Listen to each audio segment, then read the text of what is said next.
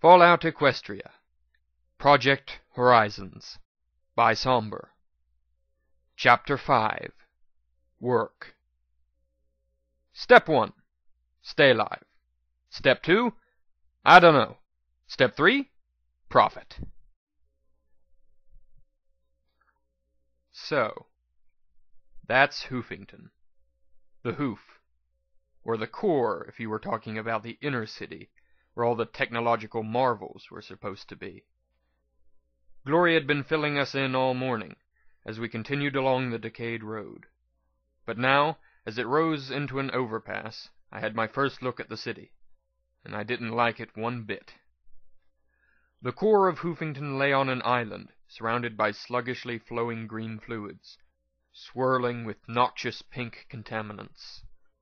With such limited space, the buildings within the core rose higher and higher until the tops disappeared into the cloud layer. Some buildings ended in broken-off spars, while others leaned precariously against their neighbors.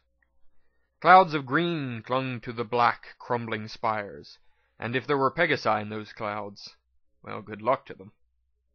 The entire core was backlit by a perpetual green glow that pulsed and flickered like a heartbeat. I could barely make out the skeletal remains of a bridge several miles ahead of us, beside a large oval structure. On the sides of the river were the boroughs, the suburban sprawls that once held the populace. Far less resilient than the skyscrapers of Hoofington proper, they formed a thick belt of crumbling buildings and blocked roads. With the exception of the highway cutting towards the core, I couldn't see a way through it.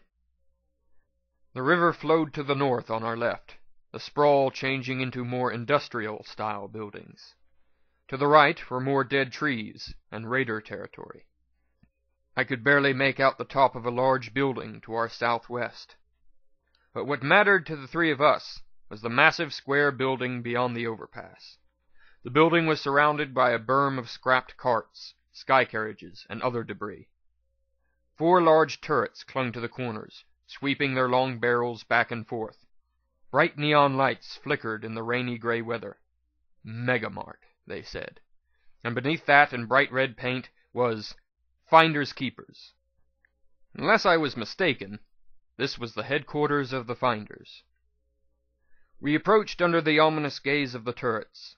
Each barrel seemed a match for Deus as we walked along the crumbling highway towards the gate. The half-dozen ponies looking boredly at the small trickle of traffic perked up at the sight of the three of us. "Entrance fee," a unicorn mare said, as she looked over my barding. Her green hide was mottled with the oddest brown and gray splotches. "We have to pay to get in?" P-21 said skeptically. 5 caps a head, 10 per Bessie. Or you can just become a finder for the discount price of 1,000 caps. Don't like it? Pick a direction and start walking," she said matter-of-factly. One of the guards looked closer at me, and then broke into a grin. "Hey, Keystone! It's her! Security Mare!" The others took note as well, and immediately started to chuckle and talk to each other. I could have found DJ Pone 3 and punted him clear over the core. They were saying it like I was Super Pony. "Bottlecap wouldn't mind if we gave her a pass." The camouflage mare looked at me coolly. "So she killed those psychos at Pony Joe's. That's not so much," she said as she looked me over. I half wanted to agree with her. I also didn't want to give up any caps just to get inside. "Hey, I couldn't just let them hang out along the roads. Pretty sure you folks need them," I said as if it wasn't anything at all.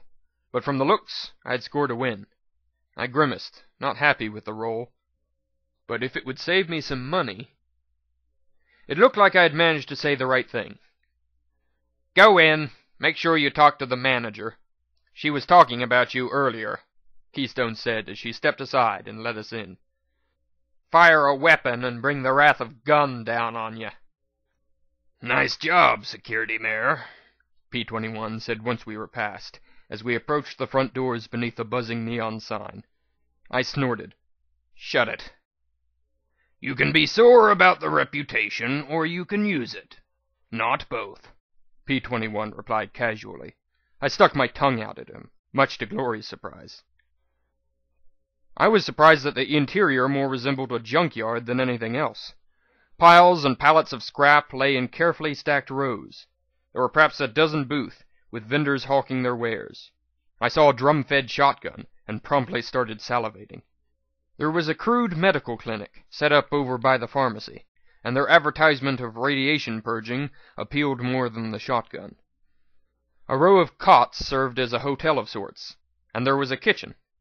Overhead rested gun. A huge cannon mounted in a ceiling turret. I didn't even want to imagine. Okay, in my imagination, the sight of it firing was pretty cool. But I'd be happy putting off witnessing the reality. Thing looked like it fired I-beams. There were also probably as many ponies here as there were in Stable 99. They moved in small clumps, keeping wary eye as they looked around. Some were obviously raiders, and I had to glance up at Gunn to remind myself to behave. Most appeared to be fairly benign, talking and laughing with each other as they swapped stories and goods. 2 well-dressed fillies were escorted by a dozen bodyguards as they chattered on about slumming. 6 ponies stomping in full power armor were given a wide berth as they seemed dead set on buying every grenade and missile they could get their hooves on. I felt a stab of guilt at the sight of 4 crusaders, walking out with a bag full of canned goods, though at least they weren't the ones I knew. "It's a regular slice of the wasteland.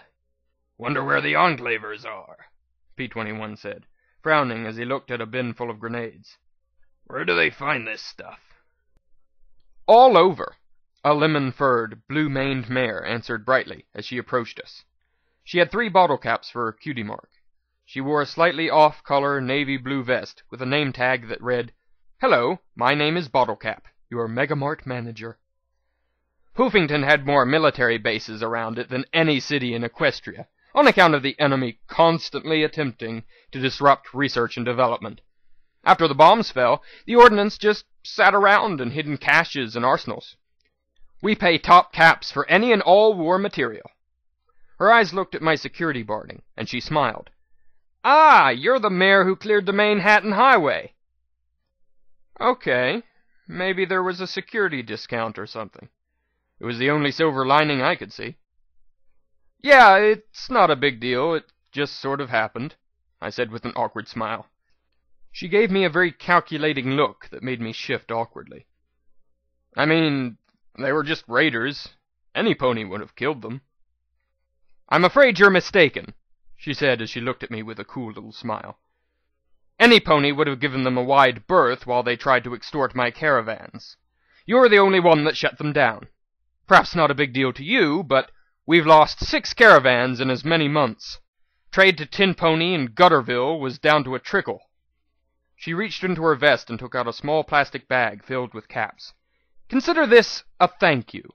From the Finders," she said as she tossed it to me with a smile.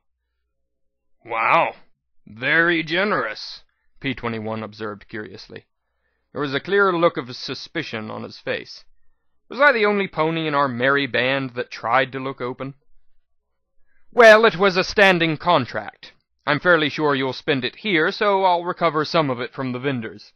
And if it outfits you, well, the more likely you'll bring in profitable goods in the future," Bottlecap said, looking back at him with an even look, as her explanation mollified him. I glanced at my pip-buck and saw the amount. 500 caps, not counting the miscellaneous junk we'd acquired. I glanced at P-21 and Glory, both of whom were looking around in surprise. I counted out 2 groups of 25 caps each and handed them to Glory and P-21. "Why don't you 2 get something to eat and look around? Maybe you'll find some Enclave ponies," I suggested to Glory. "No, we're not allowed here. This place is restricted," she said sullenly as she took the caps and turned to walk along the rows. P-21 gave me a curious look before he followed her. "She's Enclave?" Bottlecap asked with a frown.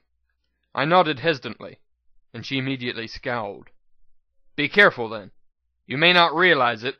She may not realize it, but she's trouble." "I doubt she's very dangerous," I replied, and got a dry look in return. "Okay, Enclave, sore topic. I looked back at Bottlecap and gave her my surest smile. Sorry about P-21's suspicion. He's dealing with a lot of pain. It's been a rough few days for us. Just a few days? Imagine that, she replied dryly, arcing her brow in a way that suggested I hadn't seen anything yet. Yeah. Okay, try not to sound like a complete idiot. I was wondering if we could get some information. Information is a commodity like bullets and armor, she answered back. Simple questions are easy enough, but if you're looking for something specific, then it'll be pricey. I winced at that. I have a data file, EC-1101. I need to find out what it is. Data analysis? Sweet goddesses, you know how to jump to the top of the price list, she said, looking slightly pleased at this fact. I showed her the file, and she frowned at my pip-buck. Encrypted? I nodded, and she closed her blue eyes, nodding her head back and forth a little before she concluded, 10,000 caps. She looked at me with an even, sober expression. That includes our processing fee. Had her expression been anything but professional and serious, I would have laughed. 10,000? If you want a safe and reliable job, yes. I can think of cheaper sources, but they'd more likely shoot you and take the data themselves. If you want to buy an answer, 10,000 caps, she said, with a conciliatory smile. Sorry, but that's the honest answer. Great. The Get the Info Quick plan just went swirling down the toilet. Now I needed to work on a get-rich-quick plan. Thanks, at least I have a number to aim for, I said with a sigh. A 5-digit number. I gave my best nightmare moon may care grin. So, any suggestions on a way to get 10,000 caps? I assume you want this money relatively quickly, rather than over the course of a lifetime? Bottlecap asked, with an arch of her brow and an approving smile. When I nodded, she looked me over. Well, competent help always demands a price, she said as she walked to a large bulletin board that was covered with pieces of paper. Some were printed documents, but most were hoof-written. We don't just find things, we also handle ponies looking for special help. Sometimes it'll be retrieving goods. Other times it's contract work, like clearing out nests of dangerous wildlife or bounty hunting. Bounties? I said as I looked over the papers. You mean killing ponies for bottle caps? Oh yes, that can be quite lucrative, provided you don't mind letting another decide if some pony should die, she said as she pointed at a section with a hoof. Don't let the language fool you. They'll all be described as raiders, murderers, thieves, and killers, whether they are or not. Some are, some aren't. You decide. I needed 10,000 bottle caps, and in front of me I had a wall of opportunity. Thanks. I'll have to read these closely.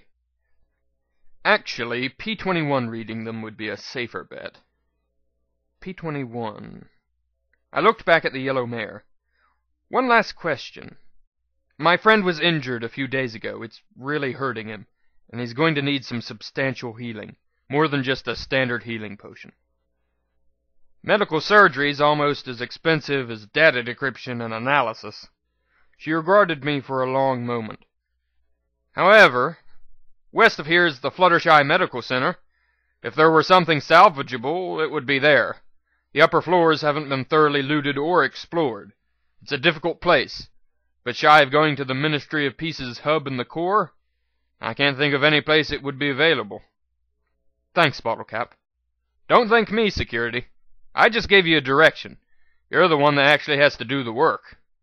Good luck, she said as she walked off, hailing two ponies encased head and hoof in metal armor, with impressive multi-barreled hardware strapped to the sides. Welcome, Steel Rangers! Missiles, grenades, or 5mm ammunition today? So they were the Steel Rangers. Well, it was good to know Deus wasn't the only one packing cannons.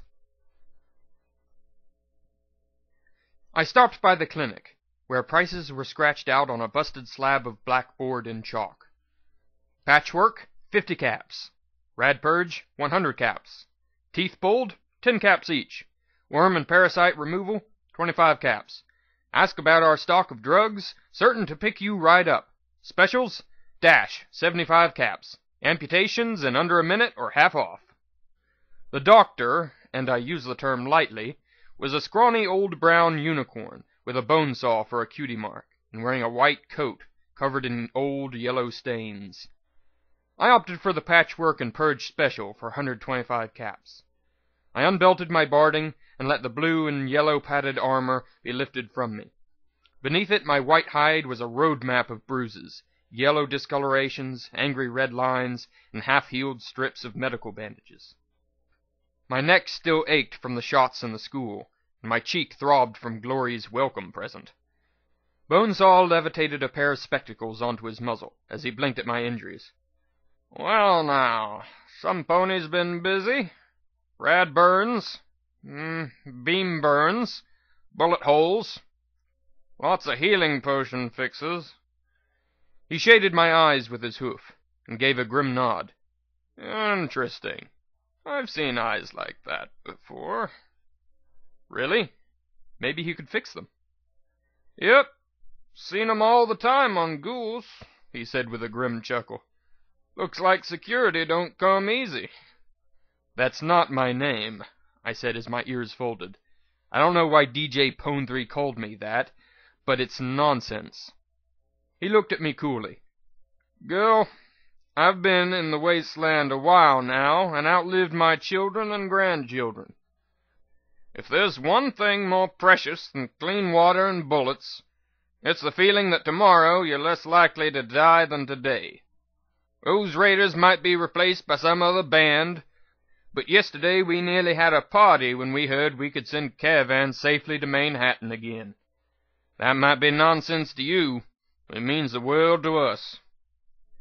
I didn't know if I should feel encouraged, annoyed, or embarrassed, so I settled with shutting up and letting him get to work. P-21 and Glory stopped by, the former sipping water through a straw as the latter enjoyed a sparkle cola. Both of them seemed a bit taken aback at the sight of me in my hide. Not that I was too embarrassed about that. Clothing in '99 was a matter of duty, and I'd been fine trotting around off-duty with my mark just hanging out. Bonesaw gave me a cup of some chalky gloop as he went to work with his magic. I had to admit that, as scraggly as he was, Bonesaw knew his trade. By the time he finished, I felt like I had just received treatment in '99's medical center. 10,000 caps? Glory gaped at the pair of us once my treatment was finished. The doc had given me something called Buck, and I had to admit I felt more energized than ever. Glory frowned. Is that a lot? "That sparkle cola was 10 caps, so it's the equivalent of 1,000 colas," P-21 said calmly. Glory winced. Yeah, I guess that is a lot. Then she thought for a moment. Well, there might be a cheaper option. I'm pretty sure that if we got to the Skyport, the Enclave might be able to crack the encryption for free. I'm sure they'd be happy to in exchange for returning me. She frowned, rubbing her mane as she rolled her eyes a little. I'm just a little unsure how you get to the Skyport from here, though. I think it's eastish? That's a possibility. Maybe once I knew more about the Enclave than just 2 opinions. Morning Glory, I knew, would have happily helped. When I thought about Broly's last broadcast, the clouds, and what had happened to the Volunteer Corps, I had doubts about the rest of the Enclave. Then I remembered something. "Glory, who is Rainbow Dash?" Her eyes went round with shock, lips pressed close together as if trying to keep from blurting something out. Finally she stammered, Rainbow Dash? She, oh my. Clearly this wasn't a topic she expected to discuss. Well, she was the greatest heroine of the Pegasi during the war, but, well... She looked at me sadly. When the bombs fell, she wanted us to go down to the surface and help. P-21 looked at her in confusion. "So, what's wrong with that? Isn't that why you're here?" She shook her head firmly. I want to help now, but she demanded the Pegasi fly down and help, despite the magical radiation of hundreds of balefire bombs, poisoning the atmosphere. tens of thousands of Pegasi would have died, or more. We'd already lost Cloudsdale, so the Pegasi Council refused. She left and probably died of radiation poisoning, she said quietly, looking at her hooves. Some ponies really respected her for that, but... I'm guessing you don't? I asked with a little smile. She sighed with a little frown, shaking her head. If she'd stayed and listened to the council, she could have shaped things for the better. The Enclave was established to protect the Pegasus people, and they do, but... She glanced around the Megamart. Well, maybe if Rainbow Dash hadn't left, then the Enclave would have started helping the surface sooner.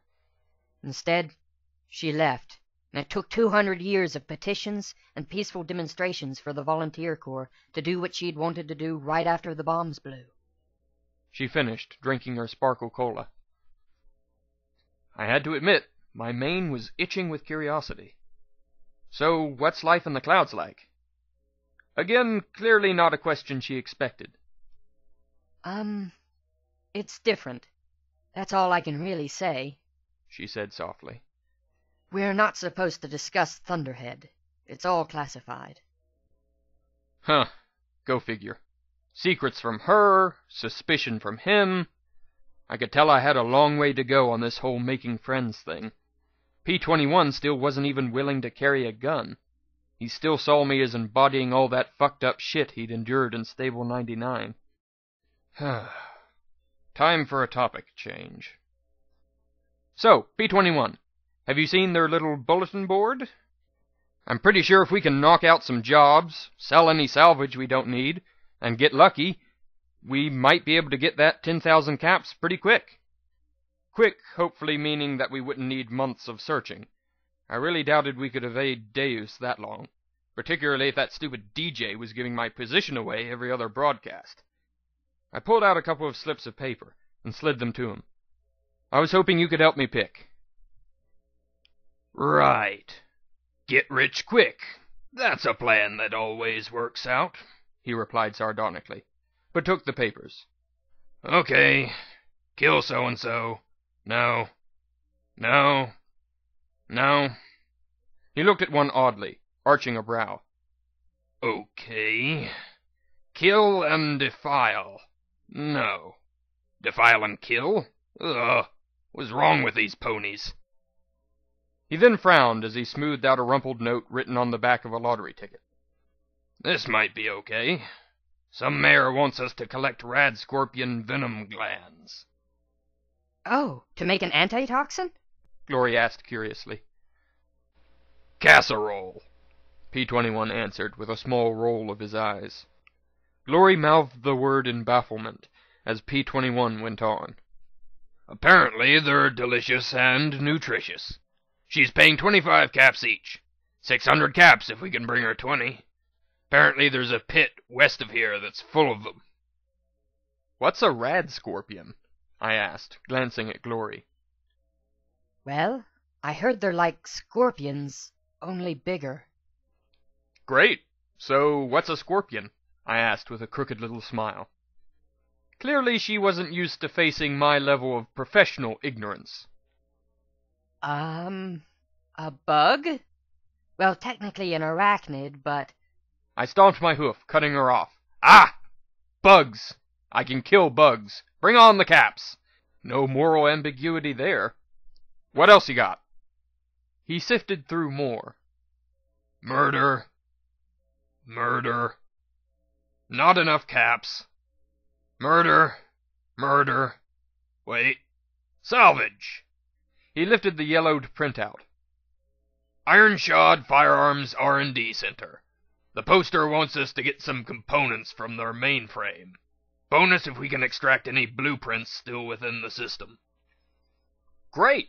So we get to the mainframe, rip out the blueprints, and yank any spare parts, and get rich, I declared, getting winces from both of them. What? P-21 looked at Glory. Can you remove the parts? Well, I mean, I know the basics. Maybe. Glory said with a sheepish smile as she tapped her hooves together. probably better than just yanking them out. That would be 1,000 caps, plus 200 per blueprint, P-21 said calmly, as he fished through some more. This is a recent one. Time sensitive. 2,000 caps to remove squatters at the Fluttershy Medical Center.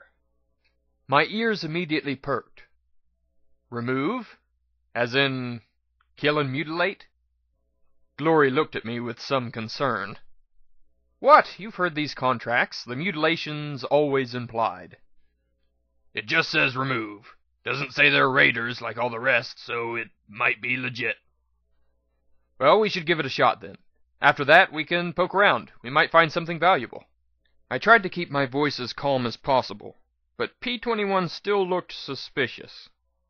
Okay, he usually looked suspicious. Honestly, what was the deal? You round up a guy for summary execution, and they never trust you again? Well, if we found something to help his bum leg, maybe then he'd start thinking of me as a friend rather than stable reminder. Okay, so we stomp some bugs, yank out some wires, and roust some squatters. How hard can that be? I said with a grin at the other two. P-21 covered his face with his hoof, while Glory clearly seemed to have some doubts. What? She just had to say it. I just had to say it! I shouted over the chittering, snapping horde that was advancing at me. The drum-fed shotgun I'd picked up for 100 caps roared over and over again as I retreated around the gravel pit, a half-dozen of the rad scorpions clawing at me with their pinchers and stabbing with their venom-tipped stingers. I couldn't miss at this range, but I also wasn't having the best of luck piercing their hides. Sats had finally failed me too. The targeting and time manipulation spell might have slowed things down, but it didn't stop time. By the time it finished, 2 of the rad scorpions were dead, but the remainder had put new holes in my forelegs with their razor-sharp pinchers. I was going to have to visit Bonesaw again when this was all done. Fortunately, their barbed tails hadn't penetrated my barding yet. The gravel pit was filled with rusted machinery that made Morning Glory's job infinitely harder. She had to swoop under and around the girders, busted conveyors, and decaying equipment to try and follow me as I blasted ammo like crazy. She proved much more adept with the beam pistol fighting insects than ponies. I had no clue how she could aim the boxy contraption clenched in her teeth, but the soft crack of each shot mixed well with the throaty boom of my shotgun. This is getting out of hoof! P-21 called from the lip of the pit, watching through a pair of binoculars. While I really wanted him to get a gun and join the fight, I was glad for any help right now. More are coming out of that cave, Blackjack! He yelled as he gestured at the far wall of the gravel pit. Glory! I yelled, leaping aside as one got close enough to jab me with its stinger. It was with some satisfaction that my return shot took its tail off. Now if it just didn't have claws, pinchers, or razor-sharp mandibles. Flash 'em! The small Pegasus blushed furiously, but the term was appropriate enough. The rad scorpions didn't seem to know how to attack a flying enemy. Meanwhile, her beam pistol rained down more shots to keep them off the grounded and much more munchable pony. The flashing shots kept them disorganized, and I took some satisfaction when her shots killed one of the smaller varieties. I tripped over some rusty equipment and flailed as I struggled to stay on my hooves. One of the rad scorpions pounced, and I rolled onto my back while kicking with all 4 hooves to try and keep all of its nasty pointy bits out of myself. Fortunately, I didn't need my hooves to fire my gun. I floated the barrel right against the scorpion's head. A single shot transformed the head into a spray of green globules and shattered chitin. If I could just keep them off me, this would be easy. They didn't seem to realize the shotgun was the real threat, not me. I kicked the corpse off, and the remaining rad scorpions shied aside long enough for me to get my hooves under me. I turned and ran, feeling Nyx to my flanks as I took a healing potion, telekinetically unloaded the spent drum, and levitated a fresh one from my pack. Smacking it in place, feeling the magic take away some of the pain from my injuries, I turned once more and laid down a rain of buckshot that eroded the tenacious arachnids. Finally, the last one dropped, and I was able to go help Glory. I was quite glad she had managed to keep them off me as I ran in towards the confused milling mass. They were already worn down by the time I got there, too. Half a dozen shots finished the rest of the chittering vermin. "Okay, that wasn't so bad," I said with a laugh as Glory landed beside me. That was terrible, she countered. I decided not to tell her what I'd seen inside Pony Joe's. I'd take fighting bugs over smelling that any day. Why'd the ground just move? "Look out!" I screamed, seeing flashbacks of ghouls exploding from heaps of bone as I knocked Glory aside. From the middle of the pit heaved the largest rad scorpion I'd ever seen. It was as large as 3 ponies combined, with pincers large enough to snip my limbs and head like a daisy. Well, pictures of daisies. Always thought they were flimsy-looking flowers. But why was I thinking about flowers now? Its tail struck with such force that I could imagine it going right through me. "Run away!" We didn't have anything that could harm something like this. The problem was, for me at least, that the only way out was behind the giant rad scorpion. Worse, the thing was fast. I'd expected something so big to move ponderously, but it skittered after us with tenacity and swiftness. The only thing we had going for us was its size, and the wreckage in the base of the gravel pit. A few shots revealed that I was right, that the shotgun and beam pistol did nothing to it. Still, I had one ace in my pocket. I fished out the grenade with the blue band. "Eat this!" I shouted, as I telekinetically shot it right at the beast's maw. Eating was this thing's forte, and I pulled the stem right before it disappeared into the rad scorpion's mouth. 5 seconds. 10. Why was Glory looking at me like that? "What?" That's a shock grenade, she yelled as the rad scorpion scurried around towards us. "A what?" It only works on robots, she screamed at me. "Who makes a bomb that only works on robots?" I screamed back at her. "That's the stupidest thing I've ever... Look out!" I yelled as its tail shot out through the wreckage and nearly took Glory's head off. I kept looking for some opportunity to get past it and run out of the gravel pit, but it kept moving left and right. I could only fall back as it moved me towards... the cave. Oh, hell no! "It's hurting us!" What? "It's pushing us back towards that hole!" And once in there, I seriously doubted I'd last long. Let me fly you out. Morning Glory yelled as the giant rad scorpion was tangled in some rusty cabling from a steam crane. There weren't enough words to express my skepticism. But then there also weren't enough words to stress how much I really didn't want to be in that pit. "If you think you can," I said as it scurried towards us.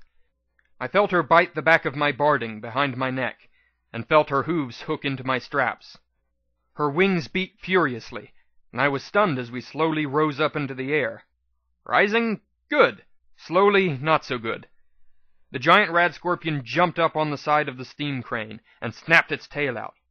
Morning Glory cried out as the barbed tip bit deeply into her flank, and gravity returned with a vengeance. Had I fallen to the ground, I probably would have broken something vital. Instead, I landed on the roof of a huge steel crane. I looked back to see Morning Glory fluttering down to the floor of the gravel pit. The rad scorpion turned and started to scuttle towards her. I saw a teal filly torn in two before my eyes. "No!" I bellowed as I ejected the drum and slammed in a fresh one. I only had a dozen or so slugs. They'd do the job, or it wouldn't matter. I jumped from the roof of the crane and landed right in the middle of the giant monster's back. Crouching low on the middle of its heaving back, I triggered Sirhcx as I pressed the barrel against its tail. The slugs tore into the meaty appendage with a spray of sour yellow flesh and greenish-black ichor. A third shot severed the tail entirely, and more importantly, made me its first priority. I jammed my front hooves into a groove in its armored carapace, feeling my limbs squeezed almost to breaking as it bucked and squirmed wildly. Its claws weren't quite agile enough to simply pluck me off, so instead it swept its claws back and forth over its back to knock me loose. I ducked my head down, gritting my teeth as I waited for Sirhcx to recharge enough to chance a shot. I locked in a blast that caught the rad scorpion at the base of the pincher and took it completely off. When it finally flipped over on its back to scrape me off, I kicked free and rolled in the loose gravel, screaming as I rose to my hooves and charged the monster. I wanted every remaining slug to matter as I closed to point-blank range and opened fire. It attempted to shield itself with a claw, and I had just enough charge and sats to target that limb as well. The shotgun's roar stretched out as the black pincher spun off in a slow arc. Die! Die! Die! I screamed again and again as I pulverized its head with my 3 remaining slugs. Finally, I reversed the spent weapon and smashed the butt against whatever goop might have constituted a brainstem. I didn't stop until it did.